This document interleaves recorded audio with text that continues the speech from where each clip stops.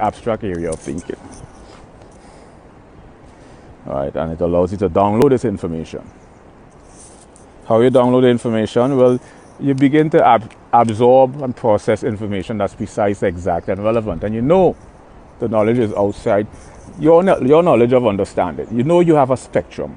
You have an intellectual spectrum. And all of a sudden, you instantaneously have access to a level of information that is outside your spectrum. So you know you're downloading the information from another source. So that's the whole topic of this subject: juxtaposition of incongruity, surrealism, absurdity. Juxtaposition of incongruity, man. It's a juxtaposition of incongruity. That's the term they call it. Juxtaposition of incongruity. The merging of the incompatible. Merging of the incompatible.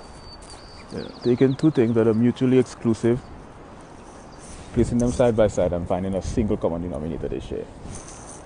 This is juxtaposition of incongruity. And what juxtaposition of incongruity does is it creates a sort of absurdity. Juxtaposition